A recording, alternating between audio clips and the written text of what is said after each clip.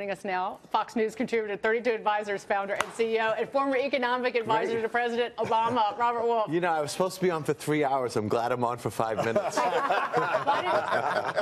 No, only joking. No, you weren't. We didn't can you, After did we? last night's victory tour, I figure 5 minutes is enough. All right, I'm going to put you on the spot. You did not think that you like the idea of corporate tax reform, but you did not think the idea of tax reform, especially corporate, as well as you individual. did not think they were going to be able to get it done. I did not. So what do you say now, Mr. Wolf? Elections have consequences. I think two things. One, I think after the Moore-Jones race, it was imperative that the Republicans got this done, and I think they got it done. And then secondly, I think it was imperative that they gave Trump a legislative victory before year end.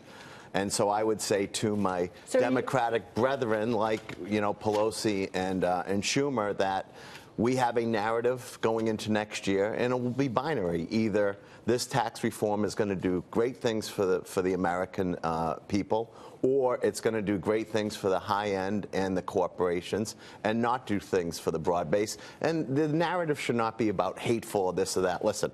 But do you think Democrats have set themselves up for failure? Because you look at someone like Nancy Pelosi, who has set this in terms of Armageddon, these apocalyptic terms, just hyperbolic rhetoric.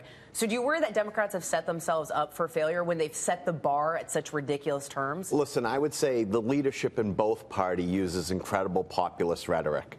But that doesn't necessarily mean what the day-to-day people are listening to. Not everyone's listening to these snapshots. But if that doesn't happen, when you say that it's going to be Armageddon, you know, you said it in such ridiculous terms, clearly that's not going to happen. Well, I would equally say on the other side, we say this is going to be the absolute greatest tax cut for, you know, the working class families. We know that isn't accurate either. So I would say, let's see what happens going forward. Listen, this is done. It's over. I hope it works incredibly well, and it does trickle down. That being said, I don't believe in trickle-down economics, and this would not be the tax reform I would go with. But at least in the near term, in the next year, but based on every analysis I've read, whether it was left, right, or middle, 80% or more of American taxpayers are going to get a tax cut of some sort.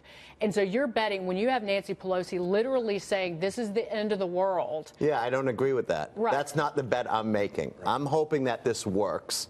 That being said, it would not be the one that I would have recommended. The things that really irk me the most is something like the individual mandate. If you're going to take that out, then attach the Alexander Murray bill. So we know that the 13 million people that will be off health insurance, actually the premiums don't raise, and we can look at other things. Listen, like I said, elections have consequences. The Republican Party has the House, the Senate, and the presidency, and they will live with this going well. Or like with Obamacare the first 2 years, they will lose the House and the Senate because it didn't go well. The people will vote with their pocketbook whether this was good or not good. But come midterms, while people may see reductions in withholding tax and so forth, we may not see the true economic benefit of this for, you know, a year or two after. So what do you think the rhetoric's going to be around the midterm elections?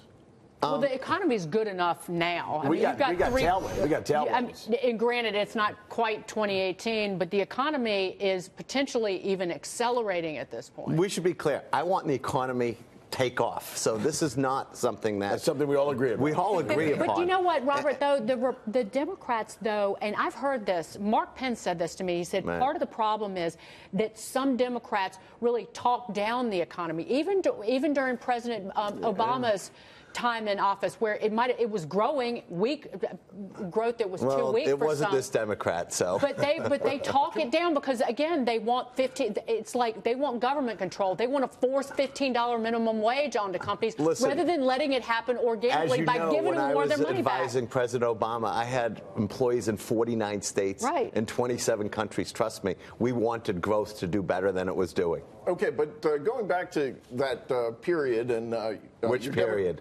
The Obama period. Okay. Your Democratic brethren, Chuck Schumer, we just saw there. I know he wanted. We're all Americans, so we're all hoping growth moves forward. But they don't talk that way. He wanted to cut the corporate tax rate, but President Obama wanted more revenue, right? Wasn't that the problem when President Obama was in office, is that Chuck Schumer was willing to go for a corporate tax rate, but the president wanted more money? With no disrespect, that's not accurate.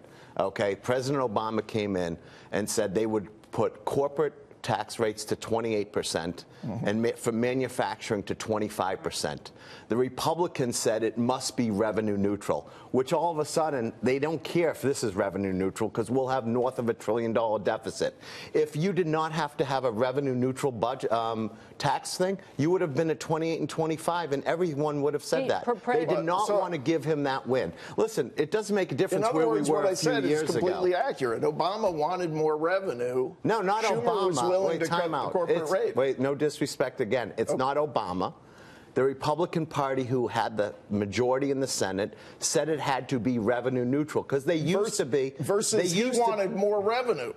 But there's also it's revenue or expenses. It could have gone either side, but you also have Democrats now pretending to care about the deficit. No, you make it like it was an Obama thing, and I'm saying the Senate would not have passed a deficit-driven package. Today they did. No, what I'm saying, would you agree with as that? you just summarized, Chuck Schumer was willing to cut the corporate tax rate. Even he realized we need this reform. We got to get competitive with the rest of the world. To 25% and 28%. Okay. Okay. Can I stop you? What the irony is now it doesn't that make a difference where we were. It's where we are today. Argument again that the Democrats are using against this tax reform is partially talking about the deficit. Right. That's the irony. Like the world has been turned upside down. All of a sudden, Democrats are worried about spending. Meanwhile, the stimulus, and I think it was an 80-something% increase in the national debt. Hey, listen, you're talking to a Democrat here who is fiscally responsible.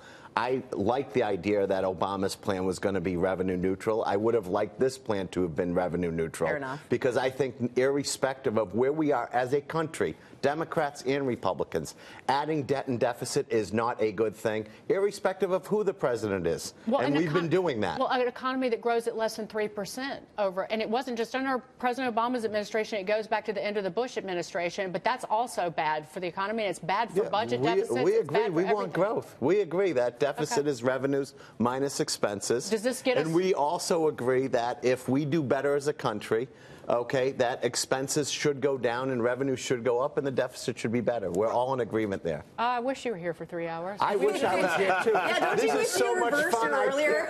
It is fun. It is. We're not talking about plagues of locusts and like frogs rain from the sky. We're just talking about policy. I was ready to go into my whole Star Wars and Gucci thing with Louis Vuitton. But I don't know the Louis Vuitton or Star Wars, so I couldn't have added to that.